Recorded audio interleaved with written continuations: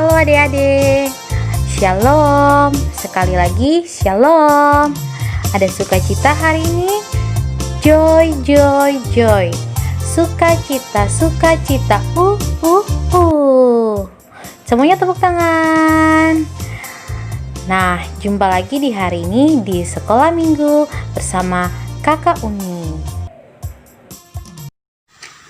Oke adik-adik, saat ini kita akan masuk dalam materi yang berikut, tapi masih tentang pokok bahasan yang sama, yaitu tentang masyarakat yang majemuk.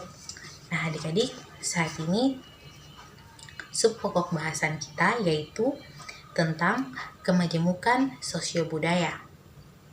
Adapun pembacaan Alkitab kita di saat ini terambil dalam kitab Galatia 3 ayatnya yang ke-26 sampai 29. Nah, mendahului semuanya itu, kakak mengajak kita semua untuk bersatu dalam doa. Berdoa mulai. Tuhan Yesus yang baik, terima kasih karena Engkau masih memberikan kami anak remaja 3 waktu dan kesempatan yang indah untuk beribadah di Kau di hari ini ya Tuhan. Kiranya ibadah yang kami lakukan di hari ini dari permulaan pertengahan hingga pada akhirnya menjadi dalam tekanan kasih-Mu ya Tuhan. Tuhan, sebentar kami akan baca sedikit dari berita firman-Mu. Kiranya Engkau berkati firman yang akan kami baca ini Bapa, agar apa yang kami baca ini kami dapat mengingat, mengerti, terutama kami dapat melaksanakannya dalam kehidupan kami dari hari lepas hari. Berfirmanlah bagi kami ya Tuhan, kami anak-anak-Mu telah siap mendengarnya. Amin. Nah, adik-adik, pembacaan kita saat ini yang terambil dalam kitab Galatia 3 ayatnya yang ke-26 sampai 29 di bawah perikop hukum Taurat atau janji. Sebab kamu semua adalah anak-anak Allah karena iman di dalam Yesus Kristus. Karena kamu semua yang dibaptis dalam Kristus telah mengenakan Kristus. Dalam hal ini, tidak ada orang Yahudi atau orang Yunani, tidak ada hamba atau orang merdeka, tidak ada laki-laki atau perempuan, karena kamu semua adalah satu di dalam Kristus Yesus. Dan jikalau kamu adalah milik Kristus, maka kamu juga adalah keturunan Abraham dan berhak menerima janji Allah. Demikianlah sekian jauh pembacaan firman Tuhan kita di saat ini. Nah adik-adik, untuk materi saat ini kita akan ada dalam 4 TKP, yaitu yang pertama menjelaskan pengertian kemajemukan sosio-budaya masyarakat. Yang kedua adalah mengidentifikasikan nilai-nilai sosio-budaya yang dimiliki masyarakat Indonesia. Yang ketiga ialah menjelaskan makna kemajemukan sosio-budaya sebagai sebuah modal sosial. Dan yang terakhir ialah menunjukkan sikap saling menghargai kemajemukan sosio-budaya dalam hidup bermasyarakat, berbangsa, dan bernegara. Nah, kita akan masuk dalam materi. Jadi adik-adik, yang dimaksud dengan aspek sosio-budaya ialah yang pertama kita lihat pada aspek sosial. Nah, yang dimaksud dengan aspek sosial adalah pengelompokan marga, soa atau mata rumah, pengelompokan usia, jenis kelamin, jenis pekerjaan, dan lain sebagainya. Pada intinya, yang dimaksud dengan aspek sosial atau sosio adalah pengelompokan yang ada di dalam masyarakat. Nah, selain itu ada juga aspek budaya. Jadi yang dimaksud dengan aspek budaya ini adalah nilai-nilai atau norma-norma yang berlaku dalam tatanan kehidupan bermasyarakat. Jadi adik-adik, yang dimaksud dengan aspek sosio budaya adalah keberagaman kelompok yang ada di dalam masyarakat untuk menerapkan nilai dan norma yang dimiliki demi menunjukkan kekekasan dari kelompoknya atau ciri dari kelompoknya masing-masing. Nah, adik-adik, sekarang kita akan masuk dalam TKP yang kedua, yaitu mengidentifikasikan nilai-nilai sosio budaya yang ada dalam masyarakat Indonesia.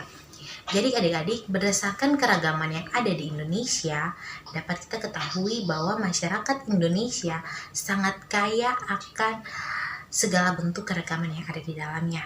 Tetapi semua keragaman ini terbingkai dalam satu semboyan negara kita, yaitu Bhinneka Tunggal Ika, di mana-mana meskipun kita berbeda satu dengan yang lainnya dari segala aspek yang ada dalam sosial, budaya, masyarakat, dan lainnya, tetapi kita semua satu terbingkai dalam semboyan negara kita, yaitu Bhinneka Tunggal Ika. Oke, adik-adik, kita akan masuk dalam TKP yang ketiga, yaitu menjelaskan makna kemajemukan sosio-budaya sebagai sebuah modal sosial. Nah, adik-adik, jadi keragaman Indonesia ini menjadi kekekasan sendiri dengan semboyan negara yang tadi itu yang disebutkan Bhinneka Tunggal Ika, menggambarkan harapan dan cita-cita segenap bangsa. Untuk itulah maka keragaman Indonesia ini juga dapat menjadi sebuah modal sosial, di mana Bhinneka Tunggal Ika ini dapat memperkokoh ketahanan negara kita untuk tetap satu meskipun banyak perbedaan yang ada di dalamnya. Oke, adik-adik, kita akan masuk dalam TKP yang keempat, yaitu menunjukkan sikap saling menghargai kemajemukan sosio-budaya dalam hidup bermasyarakat, berbangsa, dan bernegara. Jadi adik-adik, penghargaan terhadap perbedaan adalah kewajiban bersama, karena perbedaan itu merupakan sebuah bentuk nyata dari kesadaran yang merupakan anugerah. Jadi adik-adik, perbedaan itu adalah anugerah dari Tuhan, sehingga hal seperti ini tidak perlu beraplikasi yang besar-besaran. Cukuplah kita lihat dalam ranah yang kecil, seperti dalam keluarga. Nah, di dalam keluarga kita sendiri, satu orang dia berbeda dengan orang lainnya, meskipun dia merupakan saudara sekandung gitu, meskipun suami istri, ayah ibu, tetapi perbedaan itu selalu ada, adik-adik. Tapi jangan kita jadikan perbedaan itu sebagai sebuah hal yang dapat menghancurkan keutuhan keluarga kita.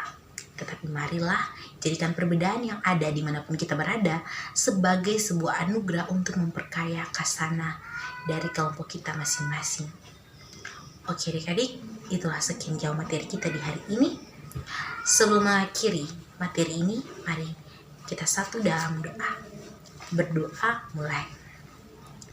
Allah Bapa Tuhan dan Kerajaan Surga, terima kasih Bapa karena kami anak-anak-Mu di saat ini sudah boleh selesai dalam mendengarkan materi, mendengarkan firman Tuhan, dan berdoa bagimu ya Bapa. Ampuni kami Tuhan apabila dalam penerimaan materi ini, apabila dalam ibadah yang kami lakukan di saat ini ada kesalahan yang kami lakukan tidak sesuai dengan pikiran kehendak-Mu ya Tuhan.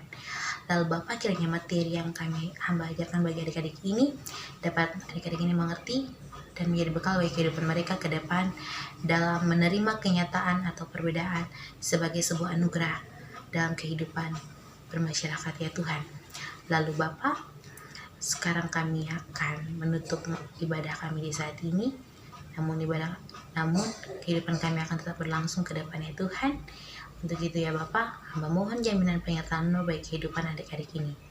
Kiranya Allah sumber segala sesuatu mau melengkapi adik-adik ini, orang tua adik-adik ini, semua yang punya adik-adik ini. Berkati kami para mahasiswa KKN, semua yang punya kami semua orang yang bahkan membenci kami, mulai dari hari ini terus kekal sampai selama-lamanya. Amin.